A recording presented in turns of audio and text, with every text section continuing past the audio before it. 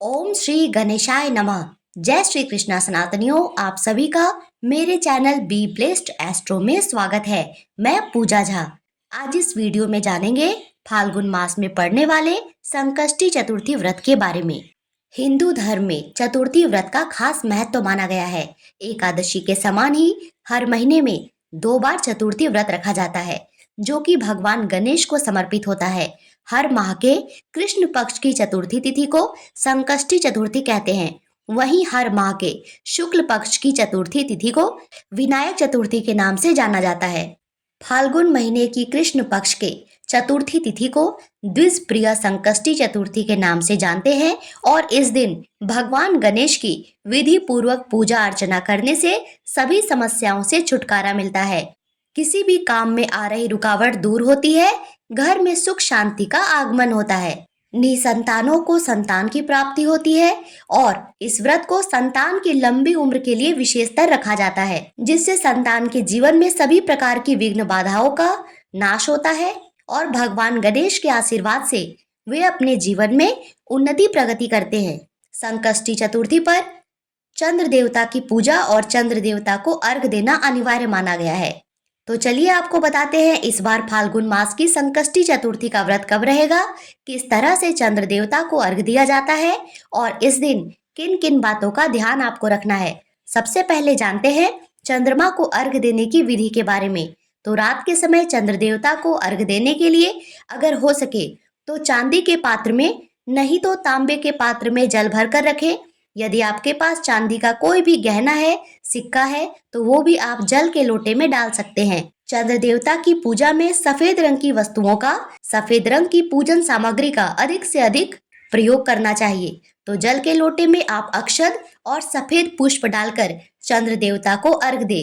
इसी के साथ जल में दूध मिला के भी चंद्र देवता को अर्घ देने से मन में आ रहे तरह तरह के नकारात्मक विचार या फिर दुर्भावनाएं, अवसाद की समस्या दूर होती है। स्वास्थ्य और खास तौर पर मन को लाभ मिलता है, मानसिक तनाव दूर होते हैं और चंद्रमा को अर्घ देने से कुंडली में चंद्र की स्थिति भी मजबूत होती है। अर्घ देते समय एक बात का ध्यान रखना है कि जल के छींटे आपके पैरों पर ना पड़े।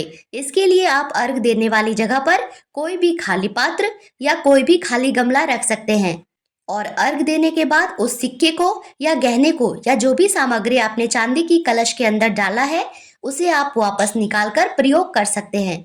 महिलाओं को इस दिन भूलकर भी काले रंग के वस्त्र पहनकर पूजा नहीं करनी चाहिए और भगवान गणेश को तुलसी के पत्र और केतकी के फूल नहीं चढ़ाने चाहिए।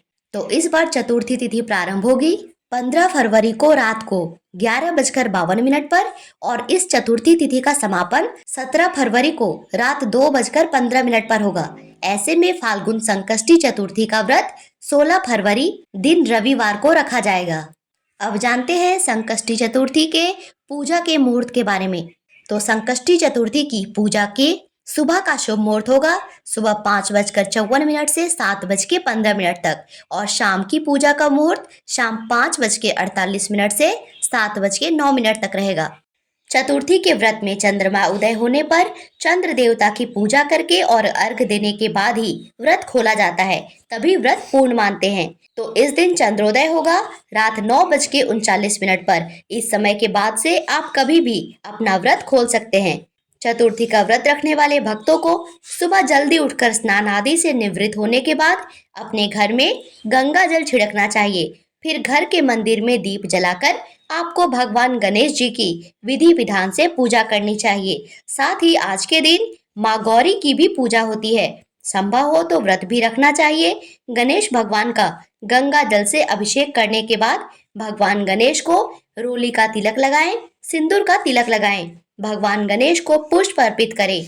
आज के दिन भगवान गणेश को उनकी प्रिय वस्तुएं अर्पित करनी चाहिए। लाल फूल, दुर्वा, लड्डू, मोदक, पान, सुपारी, इलायची और इसके बाद भगवान को भोग लगाकर व्रत की कथा पढ़े, सुने और आरती करें। सबसे अंत में क्षमा याचना करें और रात को चंद्र देवता को अर्घ देने के लिए दूध, गंगा जल और शक्कर मिलाकर चंद्र देवता को अर्घ दें और आपकी जो भी मनोकामना है उसकी पूर्ति के लिए प्रार्थना करनी चाहिए। आज के दिन संतान प्राप्ति की कामना के लिए भी भगवान गणेश से प्रार्थना की जाती है।